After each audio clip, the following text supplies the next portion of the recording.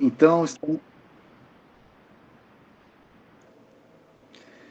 estamos então dando continuidade a essa conversa sobre o direito internacional público, especialmente no que se refere aos processos pelos quais as normas do direito internacional são criadas e, mais especificamente, os processos que não envolvem um acordo de vontade entre as partes, ou seja, uma convenção. Estamos falando então das fontes não convencionais, né? É uma matéria longa e eu faço questão de tentar preencher as lacunas que eu vejo na literatura dos manuais, porque eles não são muito dedicados a esse tema que é menos, vamos dizer assim, sexy, né, do que os tratados, que são as principais fontes do direito internacional. Então, a gente começou naquele horáriozinho que foi feito o convite, falando sobre os costumes, né, sobre o direito costumeiro, mas vocês sabem que eu se empolgo demais e acabo falando muito e eu queria fazer uma coisa menor, ficou uma hora só para falar de costume, então eu vou fazer um esforço para ser mais objetivo, tendo em vista que vocês já têm essa apostila, né? Estou continuando a mesma apostila que eu tinha já iniciado no vídeo anterior, e para tentar falar dessas outras fontes aqui, e depois faço outros vídeos complementando essa matéria. Bom, então, nosso foco é em primeiro esgotar o estudo das fontes que são previstas pelo artigo 38 do Estatuto da Corte Internacional de Justiça, que são os tratados, os costumes e os princípios. Falamos dos tratados em várias aulas, né? Várias apostilas, milhares de slides, e vamos falar agora, falamos dos costumes, agora vamos iniciar essa fase sobre os princípios do direito internacional. E aí eu vejo esses esboços do Oscar Niemeyer e ele traça ali os parâmetros de referência que vão ser utilizados na construção desses grandes monumentos. É claro que às vezes aqui falta pensar onde é que vai botar a caixa d'água e o fosso do elevador e a escada de incêndio, tá? Ok, são princípios. Mas esses princípios têm um papel fundamental, porque são eles que servem como pilares para a sustentação de outras formas de criação de normas mais específicas do direito internacional, como é o caso dos tratados e costumes. Então, a gente tem uma estrutura sobre a qual o direito internacional se desenvolve, se capilariza, se especifica, se expande, se detalha, né? Como diz o Fitzmaurice, o princípio ele responde o porquê que uma norma é do jeito que ela é. E muitas vezes a gente que tem uma formação involuntariamente, inconscientemente positivista, a gente não bota muita fé nos princípios. A gente acha que é mais seguro trabalhar com um tipo de direito claramente positivado, institucionalizado, jurisdicionalizado, do que com noções que são um pouco mais vagas, né?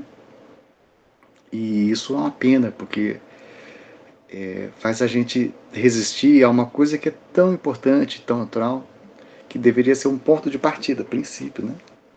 E não, o Adrian, e não essa coisa meio escondida, né? Guardada ali atrás do sofá, né? Como muitas vezes tratam os princípios. Por quê?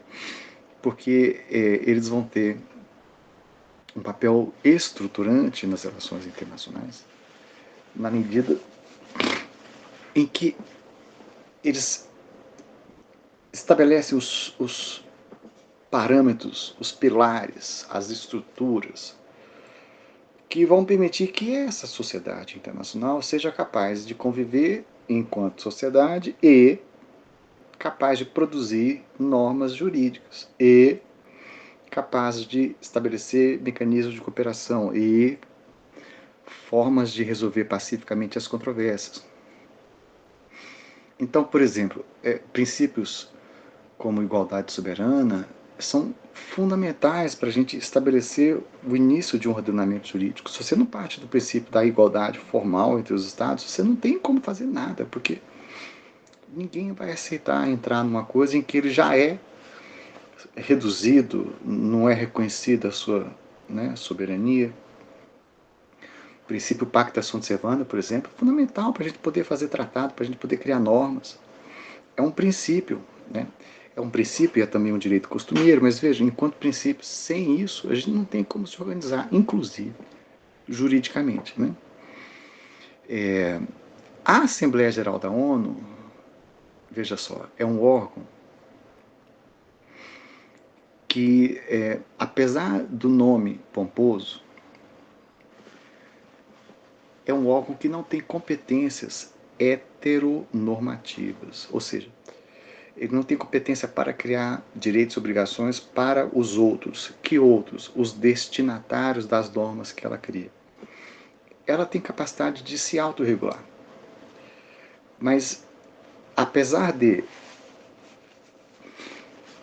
este aspecto formal da Assembleia Geral da ONU não ser competente para criar obrigações para os outros, essa declaração,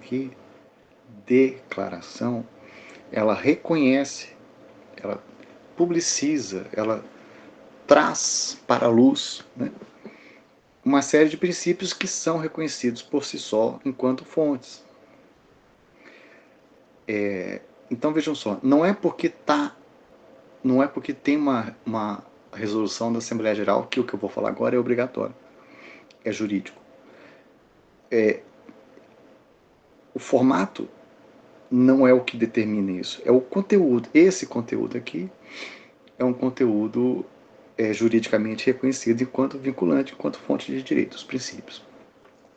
Bom, quais são os princípios? Abstenção do uso da força, solução de controvérsias por meios pacíficos, vejam, são duas coisas correlatas, mas não são iguais.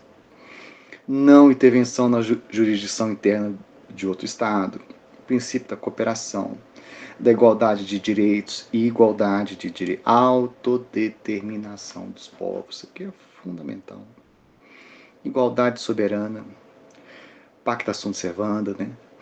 Esses são princípios, então, proclamados, reconhecidos por todo mundo, inclusive pela resolução da ONU, e a gente entende que eles têm que ser compreendidos de uma maneira orgânica, coesa, né? Eles são interrelacionados, eles são princípios que têm que conviver uns com os outros, né? De uma maneira como uma composição. E vejam vocês, a gente tem essa mania de achar que não são, em Aline, Letícia, Luísa, Andressa? Ué, Andressa. E vejam só, todo mundo tem certeza de que o artigo 5º da Constituição é algo juridicamente, né, inquestionável e tudo. No entanto, a gente fala de princípios do direito internacional e parece que é uma coisa abstrata.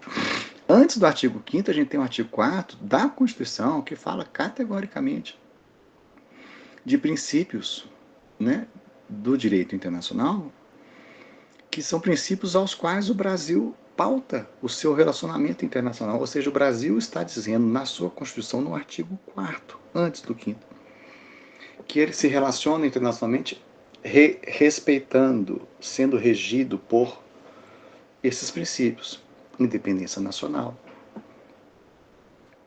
prevalência dos direitos humanos, autodeterminação dos povos, não intervenção, igualdade formal entre os Estados, defesa da paz, solução pacífica dos conflitos, repúdio ao terrorismo e ao racismo, cooperação entre os povos. E aí entra um décimo aqui que ele, ele é menor do que os outros, sabe?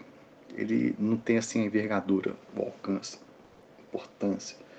Mas quem fez a Constituição, muitos dos constituintes se beneficiaram durante a ditadura militar no Brasil de asilo em outros países. Então eles estão aqui meio que reconhecendo a importância. Também é um princípio que o Brasil deve seguir a busca pela integração na América Latina. Tá? Então, ao longo do nosso curso, nós vamos, Bianca, Bruna, Camilas, né? Problematizar e reforçar a importância desses princípios. Aqui eu estou só reconhecendo eles enquanto fontes, tá?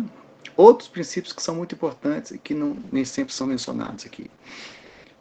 Não estão na Constituição, mas são relevantes. Né? O princípio da boa-fé é fundamental.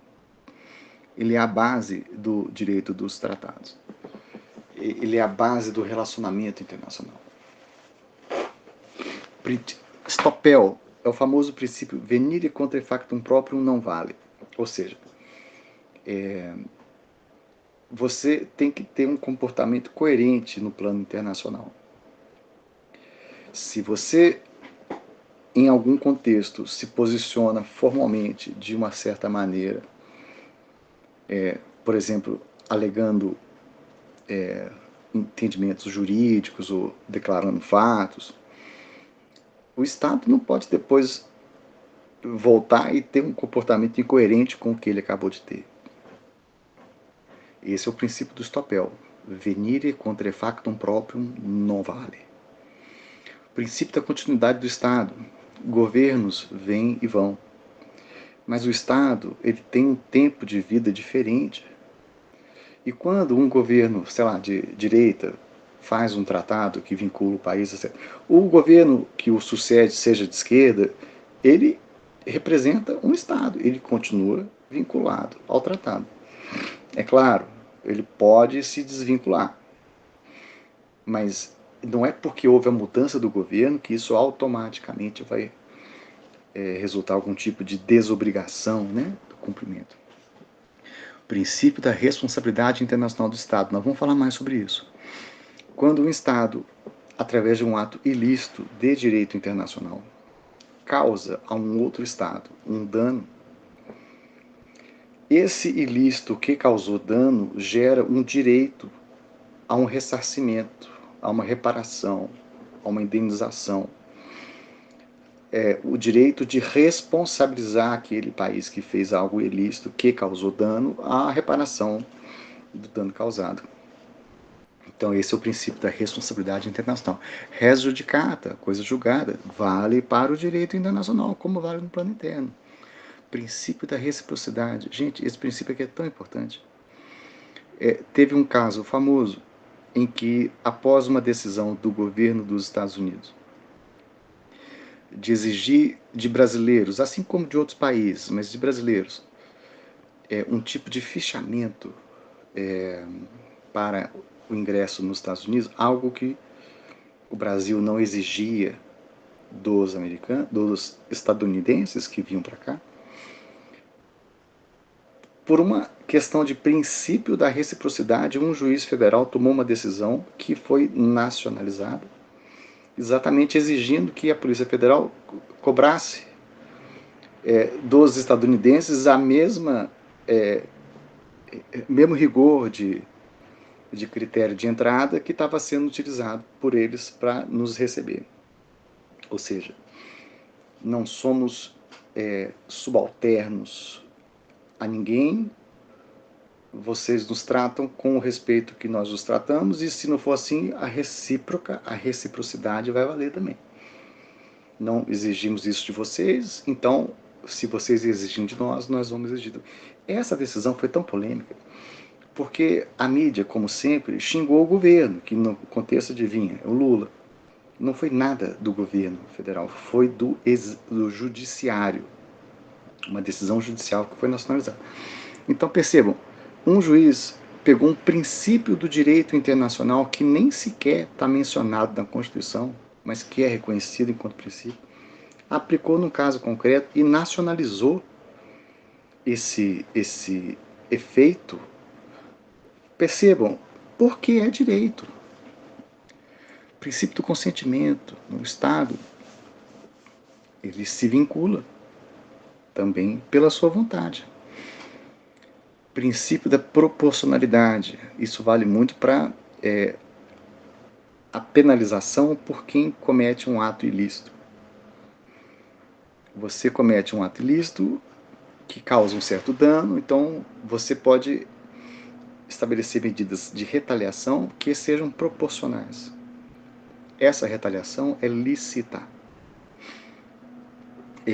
Bom, liberdade de navegação em alto mar, né? O princípio que o mar é de todos, não é de ninguém, não pode ser apropriado, né? Ninguém pode transferir mais do que possui. Utipossidetes, oh, gente, o Brasil ganhou uma disputa internacional contra a Argentina, um litígio resolvido, ô Cecília, por arbitragem, hein, Sibeli? Ô Clara, que o tratado em vigor, ele dava à Argentina a legítima pretensão sobre a soberania sobre uma região onde hoje fica Santa Catarina, região de Palmas. No entanto, a argumentação jurídica do Brasil foi, olha só, existe o tratado, que é uma fonte, mas ela não é a única fonte. O Brasil invocou o princípio uti possidetis. Ou seja, quem efetivamente ocupava, povoava, morava, trabalhava naquela região era 90 e tantos por cento brasileiro. O Brasil tinha posse, deveria ter o direito. Essa argumentação foi considerada como mais específica, mais recente do que a ponderação sobre um tratado que vem lá não sei de quando. E, por fim, o Pacta Sunt Servanda, né, que é o princípio estruturante dos tratados. Bom, eu sei que quando a gente fala... Eu vou comentar alguns princípios aqui, só para a gente não deixar em branco. Tem um esboço de um tratado sobre os direitos e deveres dos Estados, um esboço porque não foi aprovado ainda, está sendo negociado há 1000 anos. Em Clarice, Davi, Felipe, Gabriels. O princípio da igualdade soberana, ao contrário do que as pessoas às vezes pensam, não pressupõe que os Estados sejam iguais, assim como nós, pessoas, não somos iguais, apesar de sermos iguais perante a lei. Ao menos, né? Mas sem esse princípio, você não consegue estabelecer um ponto de partida para uma sociedade juridicamente organizada. Aí o pessoal fica me olhando com essa carinha assim, ah, professor, vai falar que tudo não é igual? E no Conselho de Segurança, que só alguns países têm poder de veto e outros não têm. Sim, esse tratado prevê essa peculiaridade. Essa peculiaridade foi aceita pelos estados que assinaram e ratificaram esse tratado. Então, não é um a priori. Foi um acordo no qual, por exemplo, o Brasil aceitou. Óbvio que aceitou por conta de circunstâncias políticas, jurídicas, militares, históricas, civilizacionais. Ok, mas o que foi combinado por si só não derruba a existência de um princípio, né? O direito de não dever de não intervenção nos assuntos internos de um outro país ou na política externa de um outro país. Estados Unidos está falando para a China que a China não pode ter relação com a Rússia. A China falou, velho, você se enxerga, tá pensando o quê? Qual é, né? O princípio da autodeterminação dos povos. Isso aqui, gente, é objeto de muita zoação. Porque a efetivação desses princípios ao longo da história é sujeita a uma série de condicionantes, em que muitas vezes a gente tem situações como essa.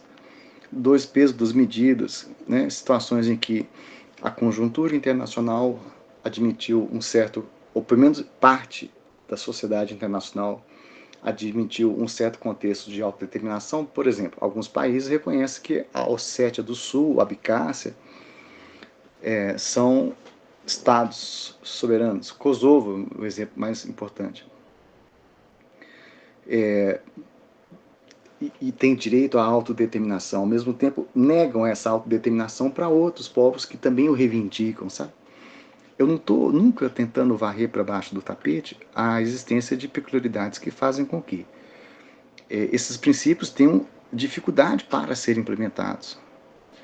Por exemplo, só depois da Segunda Guerra Mundial, o que teve de intervenção, e essa lista aqui, ela poderia ser muito maior. Eu peguei só alguns casos emblemáticos. São tantos exemplos de violação do princípio da não intervenção que a gente pode ser tentado a pensar que o princípio não existe. Não é isso. O princípio existe e isso tudo aqui é gravíssimo. Gravíssimo. Mas, por exemplo, o fato de todo dia ter alguém que só nega o imposto, ou que furta, ou que trafica, ou que. Não significa que a lei não seja lei e que não deva ser cumprida.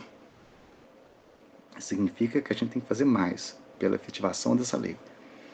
Então, é o caso desse princípio. Vejam, o mundo hoje, nesse momento, agora, experimenta um profundo processo de transformação internacional.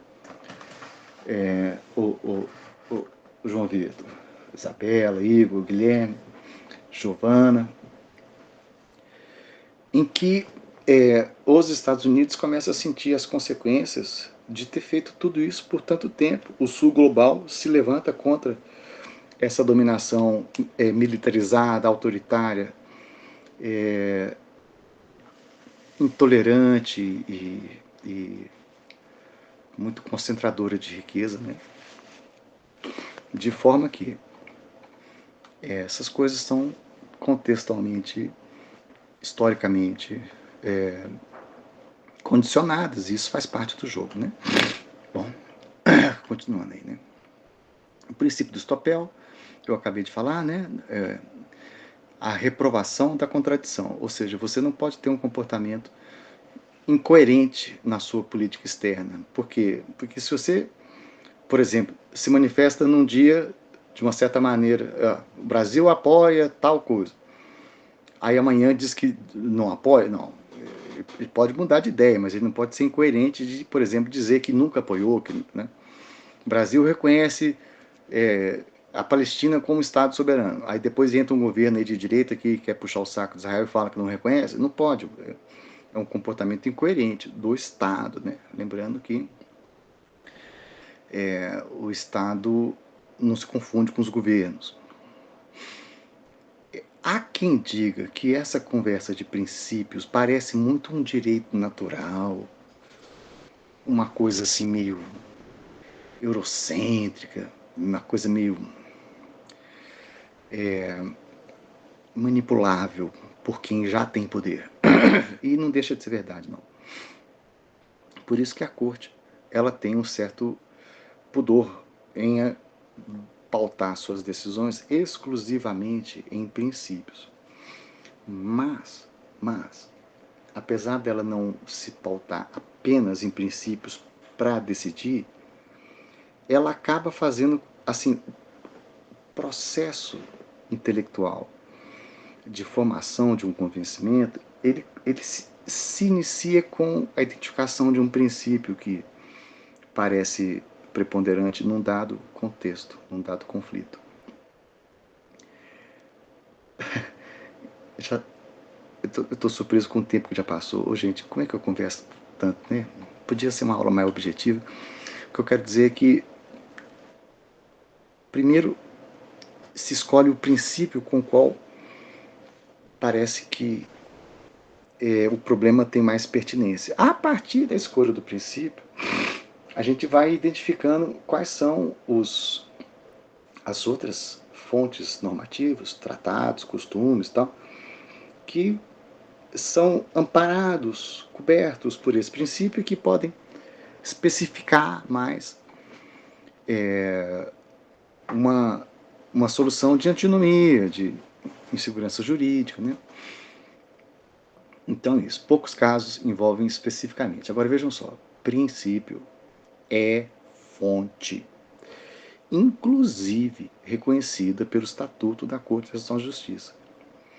A nossa formação positivista faz a gente achar que não é fonte, ou que é fonte auxiliar, ou que é fonte subsidiária. Esta é uma armadilha que tem uma seta escrita assim: armadilha, seu trouxa. Você vai cair mesmo eu dizendo que é uma armadilha? Todo semestre. Tem um gato ali miando alto, mas ele mia, não é que tá faltando nada, não. Esta pergunta cai em todas as minhas provas. Todas as minhas provas. Eu sempre convenço metade da turma, apesar de falar todo semestre que vai cair na prova, isso aqui. O pessoal acha que princípio é que nem doutrina, um negócio meio teórico, que não é direito para valer mesmo. Então, estou avisando. Isso aqui não é só eu que cobro em prova, não. Todo mundo. CACD é o concurso de admissão à carreira de diplomata, né? Então, se você tem essas pretensões, né?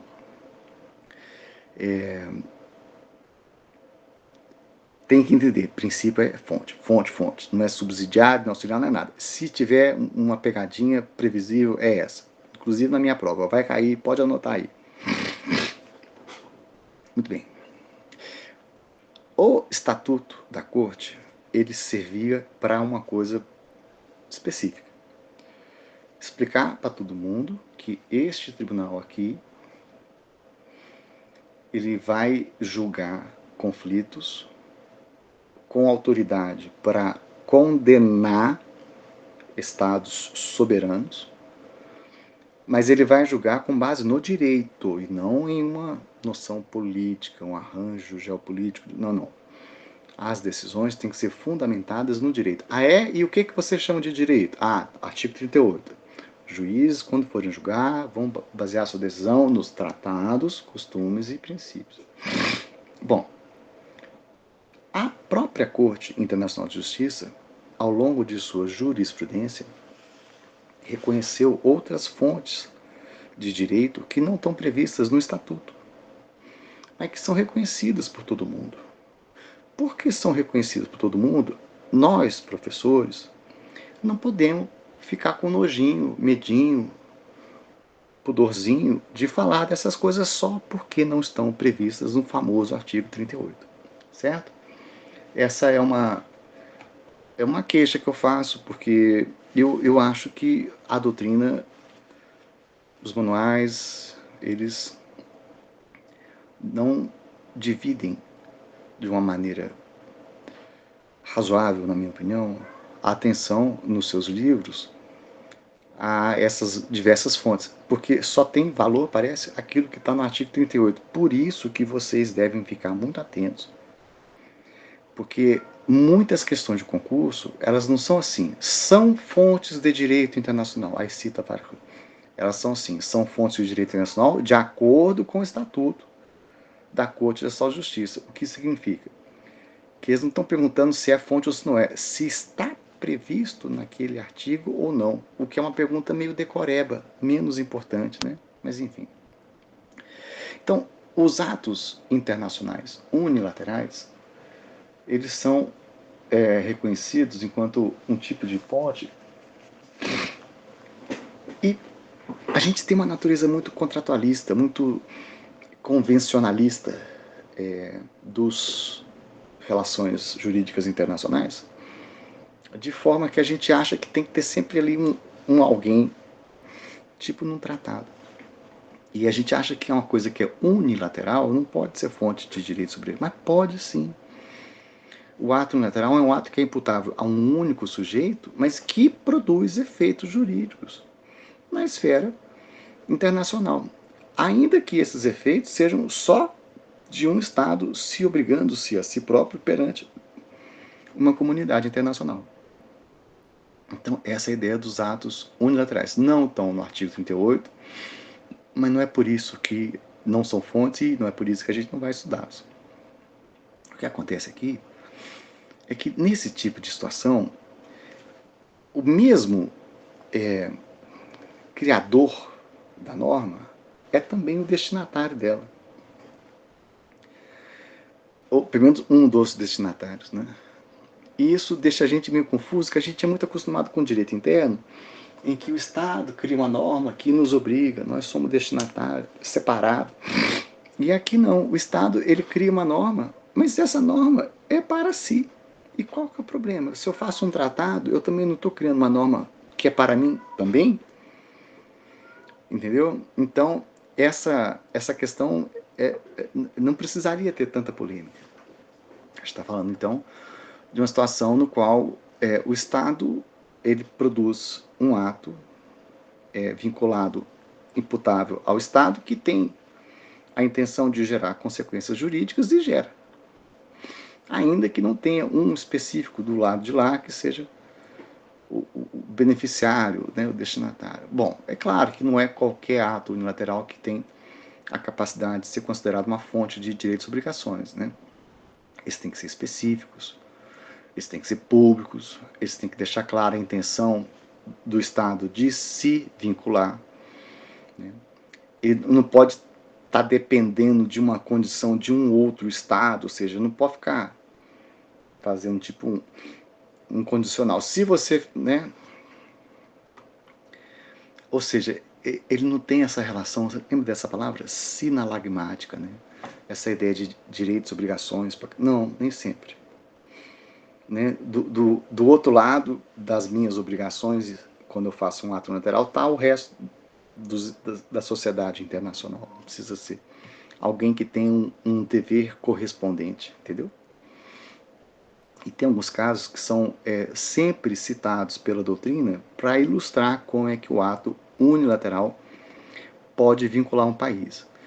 Esse caso muito famoso envolve testes nucleares que a França estava realizando nessa região aqui, onde tem ilhas maravilhosas na Polinésia Francesa,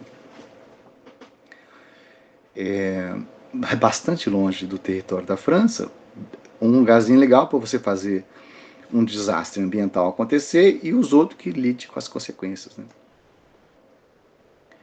Então, depois que a França fez uma série de testes nucleares, né, gente, isso aqui era tão chique que o Marlon Brando ele tinha comprou uma ilha. Aí os caras vão lá e bombardeiam, né? Imagina a raiva que ele ia ter ficado. Só que, depois de muita pressão diplomática, a França, ela ela fez uma manifestação pública de que ela não ia mais fazer testes nucleares ali, e por causa disso, aquilo que seria um litígio movido contra ela perdeu o objeto, ou pelo menos assim foi entendido. Há um tempo depois, a França vai dar uma despertona e fala, não, faz novos testes. Aí os países reclamam, mas caramba, você não falou que não ia fazer mais testes, você prometeu, você disse, você... Aí, o que a França deu uma de Miguel?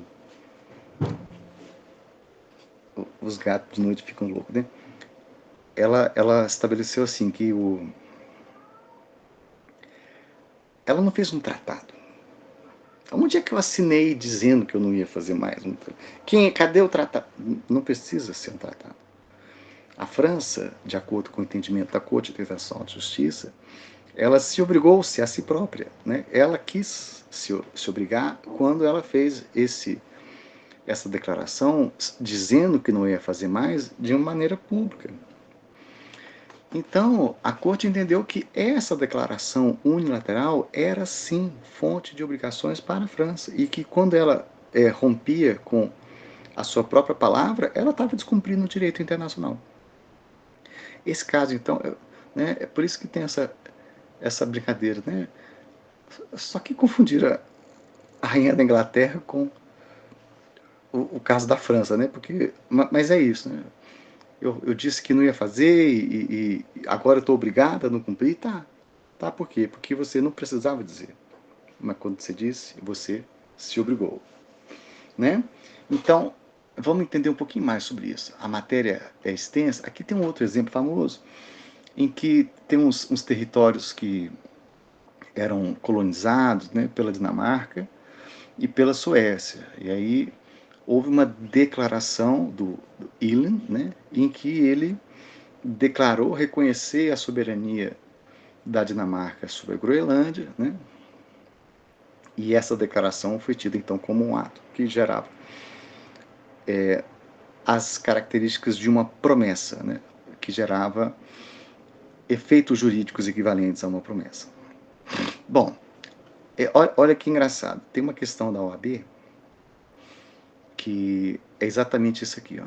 Aliás, as perguntas que tem no material didático, elas sempre têm a resposta prevista aí no material. Às vezes eu coloco logo depois, eu deveria ter colocado essa. Vou ver se eu lembro depois. Tem uma pergunta da OAB que é assim: a Comissão de Direito Internacional tem feito estudos sobre atos unilaterais? Olha que pergunta besta. Tem. Podia perguntar tanta coisa interessante, né? O Leonardo Neyman e o Bruno de Oliveira Biasati fizeram um trabalho importante desse material e vale a pena. Eu acho que é o mais completo que tem sobre isso. Né? Então, só para a gente entender os fundamentos dos atos unilaterais. O Estado é soberano, por ser soberano, ele tem competência, capacidade de criar normas para si próprio, inclusive. E quando ele deseja fazer isso, ele se vincula. Claro, para que seja vinculado juridicamente, ele tem que ter atenção a certos detalhes formais, né, de publicidade, né? Mas se ele tem intenção de se vincular, a declaração é pública e é imputável ao Estado, então ele se vinculou-se, né? Animus vinculandi, que é a ideia, né, de que um Estado que veja, não pode impor um ato ao outro, né? É para si, né? Mas essas circunstâncias permitem que o Estado se vincule. Eu acho que essa matéria é melhor dando exemplo concreto, porque aí as pessoas visualizam como é que de fato isso já é entendido, né? Notificação, por exemplo. É um ato jurídico unilateral pelo qual um Estado dá conhecimento ao outro de uma situação fática que tem capacidade de gerar efeitos jurídicos.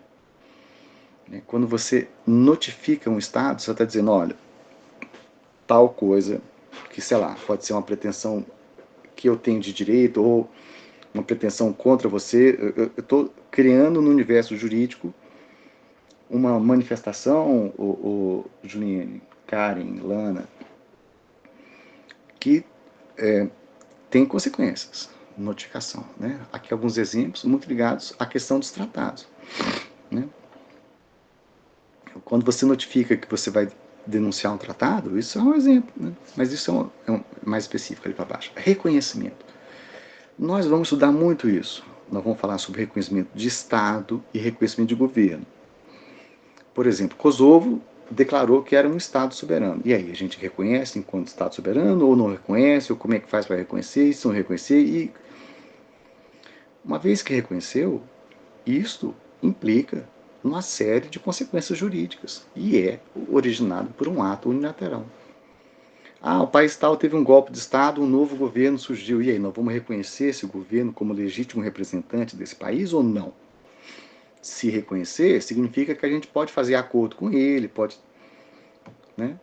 Teve um golpe na Venezuela que foi estapafúrdio, absurdo, maluco, e que os americanos instantaneamente reconheceram, já estava pronto para botar os soldados americanos lá, quando o golpe caiu, 2, 3 dias depois. Então, reconhecimento de Estado ou de governo, nós vamos falar sobre isso, é um exemplo, né, de um ato unilateral carregado de significado. Protesto, outro ato importantíssimo. Quando você protesta, né, você impede, por exemplo, que uma situação jurídica possa ser alegada contra você, ou você se prepara para impedir, né? Então, por exemplo, quando você protesta contra uma certa prática, ou protesta contra uma certa pretensão, ou protesta contra uma certa situação, contra um certo comportamento, isso já está demarcando o não consentimento, né? A não aceitação, isso tem consequências. Se você não protesta, depois fica mais difícil você refutar. Então, por exemplo, as Malvinas protestam toda vez que tratam, a Argentina protesta toda vez que tratam as Malvinas como sendo inglesas. Se não protestasse, aí parecia que a posse é pacífica, entendeu? O protesto é a negativa do reconhecimento. Eu tenho um aspecto assim, é como se fosse o oposto, né? Não reconheço. Promessa, eu acho que é a mais evidente, né?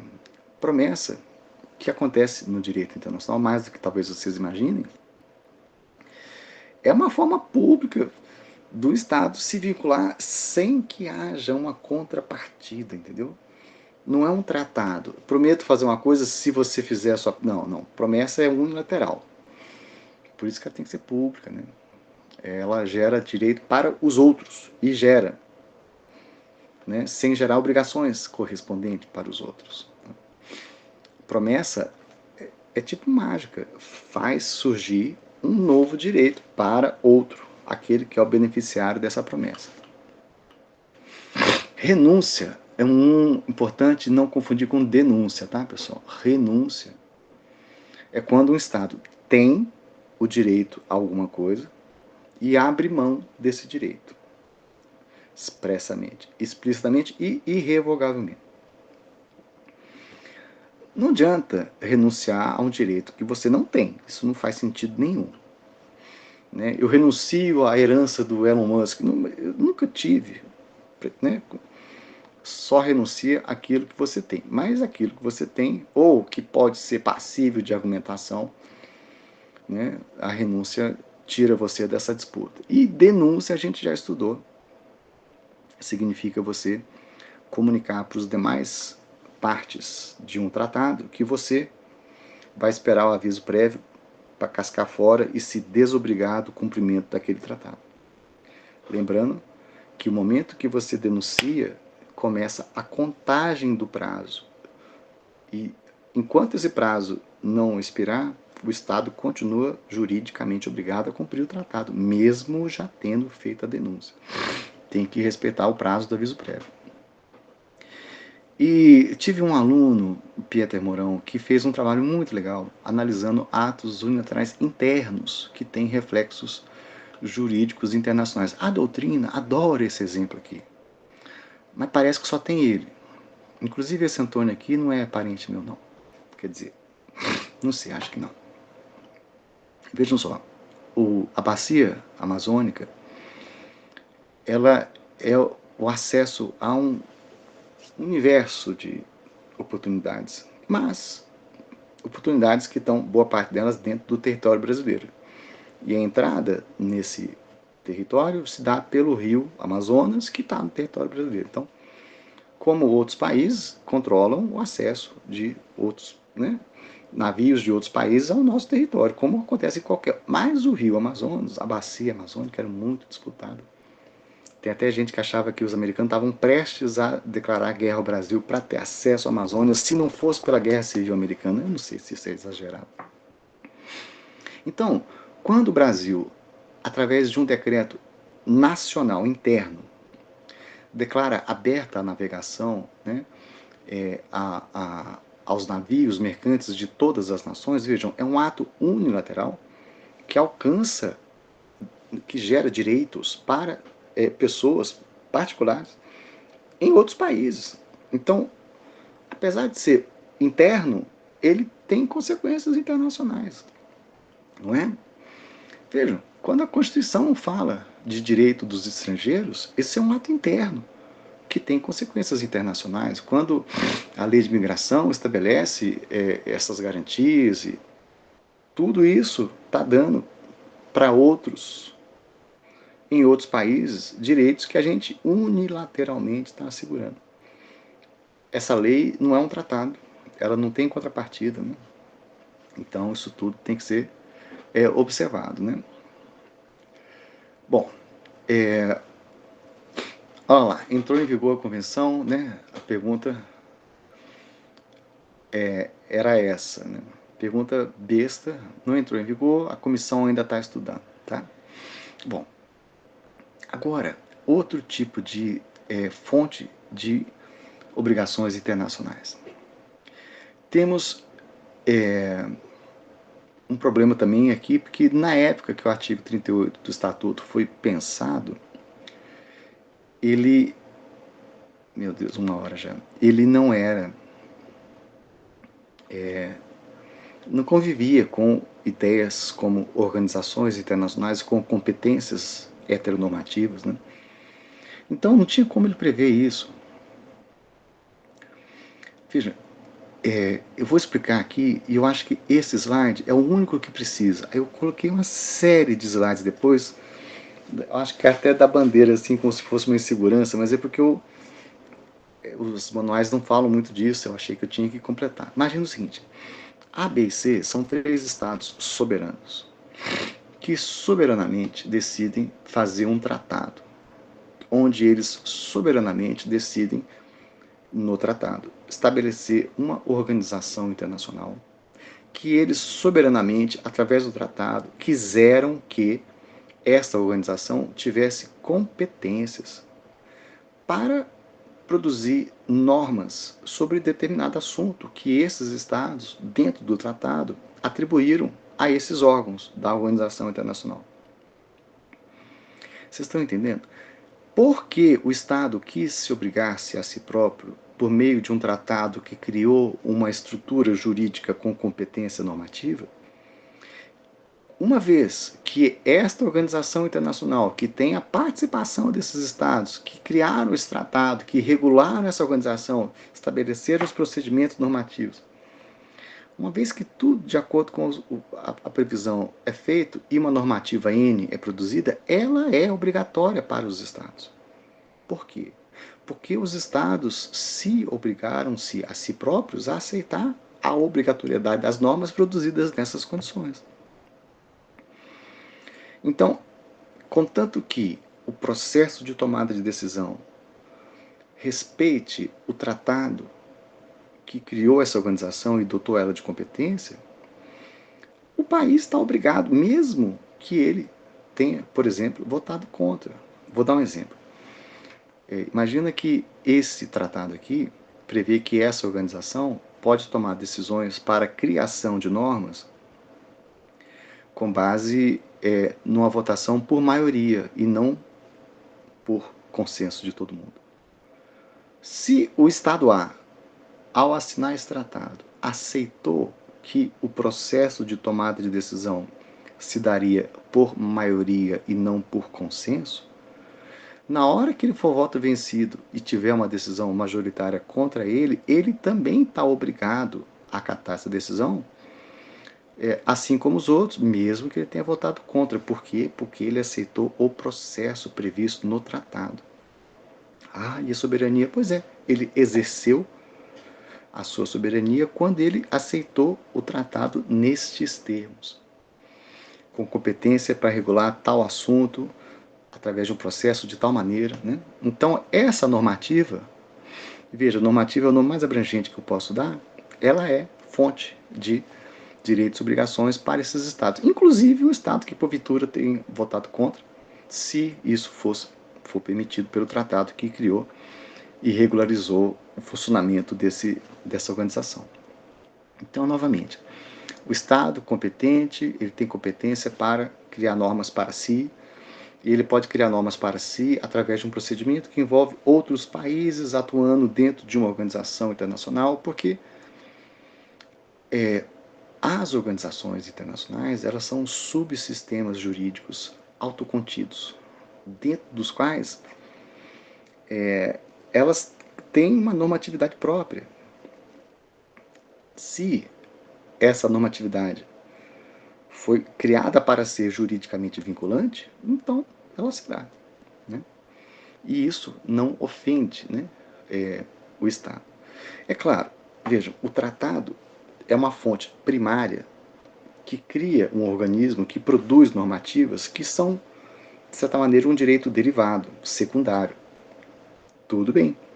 Se houver um conflito, se houver um conflito entre uma resolução, uma normativa de uma organização internacional e o tratado que a criou, é que nenhum conflito entre uma lei e a Constituição. Prevalece o que está acima, o superior, o originário.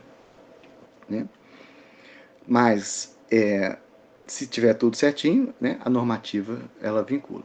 As organizações internacionais sempre têm competência autonormativa, elas se regulam. Mas para ela mandar o Estado, que é um outro sujeito de direito internacional, ela tem que ter competência heteronormativa. E isso é mais raro. Mais raro por quê?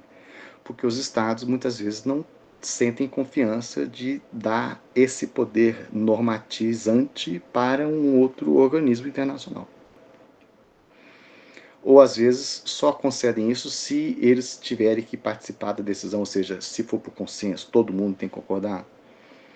Mas a gente vai ver vários exemplos de normativas que têm um processo de criação que não exige o consentimento do Estado, uma vez que o Estado já aceitou o tratado que cria o processo. Né? Quando a gente fala de organização internacional, eu vou romper com a tradição lusitana de chamar de atos unilaterais das organizações internacionais. Primeiro que eu acho isso longo demais, se eu tiver bêbado eu não consigo falar isso direito. Segundo que a palavra normativa, ela parece mais pertinente, tá? Agora, nos interessa aqui aquelas que têm a capacidade de produzir normas jurídicas, porque às vezes a organização é dotada de competência para dar parecer, pitaco, recomendação, sugestão, conselho, visão. Então, o que eu estou falando aqui não é do soft law, que não é law. É daquilo que foi criado para ser obrigatório, para ter natureza jurídica. Certo? Então, o que acontece? Às vezes, uma organização internacional tem competência heteronormativa e outra não tem. Aí, Lavínia, Letícia, Lohane, Eduarda, Mariana, Matheus, há uma certa confusão de por que tem umas que têm competência e outras que não têm, o pessoal achar que ninguém tem. Às vezes, dentro de uma mesma organização internacional, tem diferentes órgãos. Uns com competência heteronormativa, outros sem. Às vezes, o mesmo órgão pode, às vezes, decidir com base numa fundamentação juridicamente vinculante e, às vezes, decidir dando só uma ideia, um conselho. Então, assim, isso gera confusão. Por isso que nós temos que ter clareza. Aqui, o exemplo do Mercosul. Tem órgãos do Mercosul com competência de criar norma obrigatória e tem outros que não têm competência de criar norma obrigatória. Na ONU, a Assembleia Geral pode fazer recomendação, que não é obrigatório. O Conselho de Segurança manda e é obrigatório. A Corte manda e é obrigatório. Então não vamos generalizar, né? Não vamos generalizar. Então, se o nome do negócio é recomendação, é óbvio que isso não vai ser juridicamente relevante. É um soft law, né? Se for obrigatório, nós vamos saber. Às vezes, é um pouco ambíguo se é obrigatório ou se não é obrigatório, tá? A mesma lógica por trás de por que uma normativa de uma organização internacional é obrigatório, é uma fonte de normas, se aplica aqui às decisões jurisdicionais. Tá? Né, o Kelsen aqui já vai falar que esta decisão jurisdicional ela é uma norma jurídica individual. Nem toda norma tem que ser tipo uma lei que é genérica para todo mundo. Não, não. É uma norma com alcance limitado. Os tratados também têm um alcance limitado, limitado às partes. Então, imagina que A, B e C são 3 estados soberanos que soberanamente decidem fazer um tratado no qual eles criam. É um organismo internacional, mas é um organismo muito específico. É um organismo dotado de competência jurisdicional, ou seja, competência para resolver conflitos aplicando o direito após o devido processo legal, igualdade das partes. E esse procedimento resulta numa normatividade, numa decisão jurisdicional que é juridicamente vinculante para as partes. Então, veja, O tribunal, ok, ele se baseia em outras fontes do direito internacional, certo? Certo. Mas quando ele decide, e essa decisão, por exemplo, condena um país, essa sentença, ela é por si só juridicamente vinculante. Ou seja, não é só a derivação do direito de. Não, não. O próprio tribunal cria uma normatividade que gera consequências para aqueles que são partes no conflito. Entendeu? Isso é um assunto curioso, porque ele não é apresentado nos manuais dentro do capítulo sobre fontes. Mas todos os manuais vão, no capítulo sobre solução de conflitos, falar que as decisões jurisdicionais são juridicamente vinculantes. Então, assim, eu acho que há muita repetição de comportamento dos estados, dos doutrinadores, e isso, enfim, não justifica, mas é como eu acho que explica, né? Então, por que um Estado é obrigado a acatar uma decisão de um tribunal? Porque ele aceitou o tratado que deu para aquele tribunal competência para julgar um caso e condená-lo, se for, né, pertinente.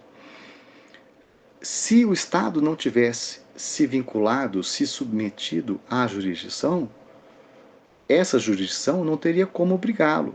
Então, assim, o Estado se obrigou-se a si próprio. Ele é obrigado a acatar a decisão da corte porque ele quis, porque ele se submeteu a ela. Ele não pode, depois que foi condenado, falar: ah, não quero mais brincar, não gostei da sentença, não vou cumprir, não. A sua vontade foi manifestada quando você se submeteu à corte, e não quando veio a decisão para você escolher se está legal ou se não está legal. Tá certo? Então, a gente. Aí eu acho que eu exagerei um pouquinho, porque como eu faço isso de maneira diferente dos manuais, né, eu quis explicar esse poder normativo jurisdicional, essa capacidade e competência de produzir uma norma jurídica individualizada como resultado de um processo contencioso, né, e entendendo que essa palavra, decisões jurisdicionais, ela incorpora três situações um pouco diferentes. Nós vamos chamar de decisões judiciais, não confundir com juris, né? Judicial é uma espécie do gênero jurisdicional, porque são espécies vinculadas a um poder judiciário, ou seja, um tribunal propriamente dito. As sentenças proferidas pelos tribunais, como a Corte da Justiça, a Corte Interamericana de Direitos Humanos e tal, elas são decisões jurisdicionais judiciais. Também podemos criar uma jurisdição através da arbitragem. Os laudos proferidos pelos tribunais arbitrais, apesar dessa palavra laudo, elas são sentenças, sentenças arbitrais. Às vezes o nome é laudo, mas não quer dizer que não seja uma decisão jurisdicional arbitral. E às vezes a gente tem estruturas institucionais que, apesar de terem competência para resolver conflito, dizendo o direito após um devido processo legal, elas não têm a estrutura de um tribunal. Não ter a estrutura de um tribunal, nem permanente, nem arbitral, não significa que ela não tem estrutura jurisdicional. É o caso do órgão de solução de controvérsias da OMC, que, apesar do nome, não é um tribunal, mas tem jurisdição. Então, é uma decisão jurisdicional institucional, que é como se fosse uma sentença, equivalente a uma sentença. Tá? Nem toda jurisdição envolve um tribunal. Se for tribunal, de acordo com Kelsen, né, ele tem que ter fundamentação no direito, e os juízes, eles não podem estar vinculados aos países. Por causa disso aqui, que a OMC não é judicial, porque os membros desse órgão aqui, eles são os diplomatas que representam os países. Por isso que é jurisdicional, mas não é judicial. Tá certo? Bom, então são obrigados a executar a decisão, ainda que não gostem dela, né? Vários exemplos de tribunais internacionais e o fundamento da obrigatoriedade, ou seja, por que, que os países são obrigados a acatar as decisões? Porque eles assinaram um tratado dizendo que a decisão era obrigatória. Então, não pode dar uma de migué depois. Bom, aí devido ao nosso tempo, eu vou parar por aqui hoje e aí a gente retoma para falar daquilo que não é fonte. Tá certo? Muito obrigado pela atenção de vocês até aqui. Desculpa ter alongado de um tempo mais do que eu queria. Espero que todo mundo tenha aproveitado. Tá bem? Vou parar a gravação.